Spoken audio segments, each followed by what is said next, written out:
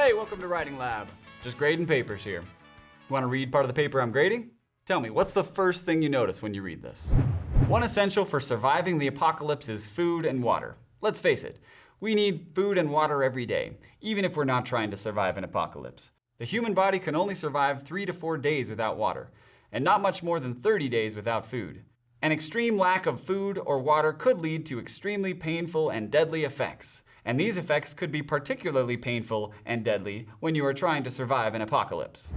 If you're anything like the English teacher here, you probably started choking on all the word repetition after the first couple sentences.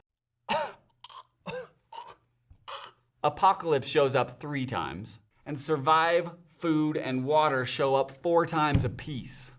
By the way, do you know what you find if you search for the word repetitive in the thesaurus?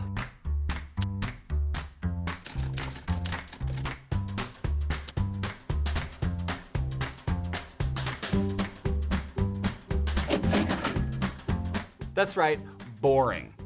Another synonym is monotonous. Great word. Here's what it means. Monotonous, adjective, lacking in variety, tediously unvarying.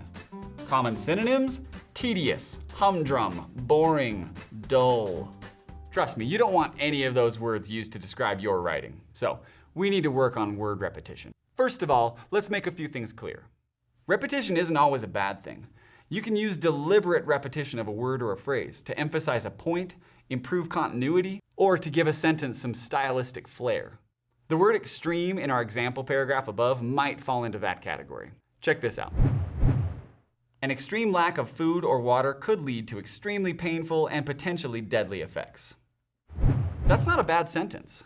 Deliberately, by the way, deliberately means on purpose. Deliberately repeating the word extreme here gives the sentence some voice and style, and it improves the rhythm. It sounds good, so let's not try to fix what isn't broken. We also don't need to worry about the repetition of commonplace words. Notice in that original example, the word and shows up just as many times as food. But the ands don't jump out to us. They're so common that we barely even notice them.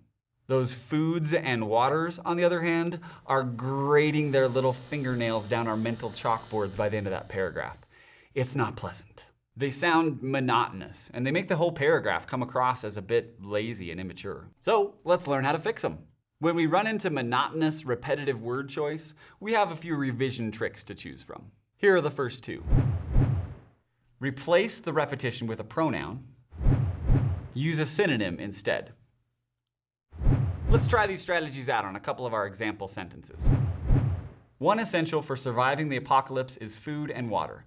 Let's face it, we need food and water every day, even if we're not trying to survive an apocalypse. Let's start with sentence 2. We just heard food and water at the end of that last sentence, so we don't need to say them again. We could replace those with a pronoun. Let's face it, we need them every day. Now we can deal with that survive an apocalypse part. Let's just replace those with a few words that mean the same thing. One essential for surviving the apocalypse is food and water. Let's face it, we need them every day, even if we're not trying to get by after the end of civilization. To review, our first 2 strategies for dealing with repetitive word choice are as follows. Replace the repetition with a pronoun. Use a synonym instead. Now it's your turn. Let's go to work. You probably started choking on all